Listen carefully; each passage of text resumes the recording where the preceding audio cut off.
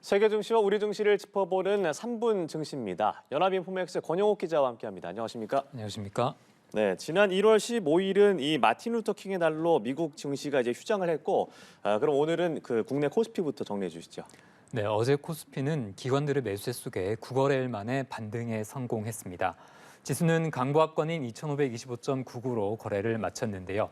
코스피는 장 마감 직전까지 약보합세를 보이며 9거래일 연속 하락할 뻔했지만 장 마감 직전 외국인 매수세가 유입되며 낙폭을 줄이고 반등에 성공했습니다.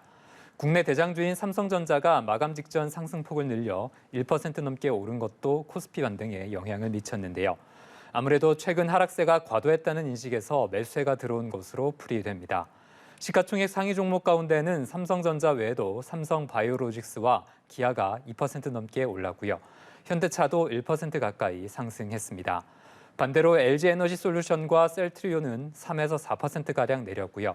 LG화학과 삼성 SDI도 2% 내외로 각각 하락했습니다. 이렇게 2차 전지 관련주가 부진했는데요. 여기는 2차 전지를 필요로 하는 완성차 업체들의 수요가 둔화될 것이란 우려가 작용을 했습니다. 네, 코스피가 가까스로 반등에 성공을 했고, 이웃나라인 일본의 증시는 고공행진을 이어가고 있네요. 네, 그렇습니다. 일본 주식시장이 새 벽두부터 거침없이 오르고 있는데요.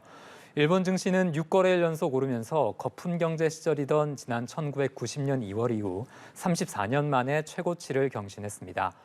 일본 증시 대표 주가 지수인 니케이 지수는 36,000선에 바짝 다가섰는데요. 올해에만 지수 상승률이 7%를 넘어섰습니다. 이렇게 일본 증시가 강세를 보이는 것은 소액 투자와 관련된 제도 개편이 하나의 원인으로 꼽히는데요. 주식 거래에서 발생하는 이익에 세금을 부과하지 않는 제도가 투자 상한액 인상 등으로 투자에 더욱 긍정적인 방향으로 개편되며 개인 투자자가 몰리고 있습니다. 또한 지난 주말 사이 발표된 일본 기업들의 실적이 좋아 주식 투자 심리를 더욱 자극했는데요. 한편 한국에서도 일본 증시 투자 열기가 뜨거운데요.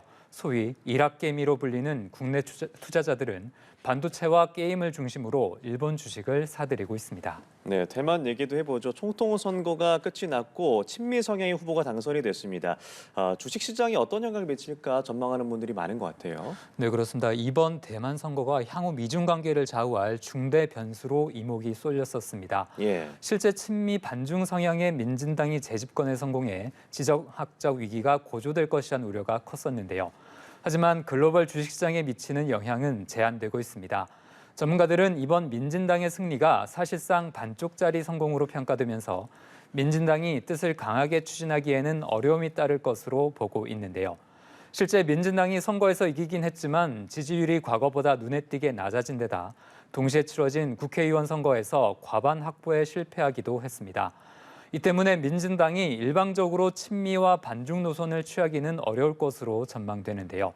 주식시장에 미치는 영향도 당장은 크지 않을 것으로 예상됩니다. 네, 알겠습니다. 마지막으로 오늘 코스피 전망도 짚어주시죠. 네, 오늘 코스피는 미국 증시 휴장 등의 영향으로 뚜렷한 방향성 없이 보합권 근처에서 출발할 것으로 예상됩니다.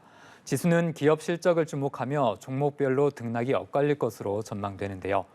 국내 증시는 수급상의 악재는 최악을 벗어났다는 평가도 조금씩 나오고 있어 반등 시도를 한번 주목해 봐야겠습니다. 네, 3분 증시 권영욱 기자와 함께했습니다. 고맙습니다.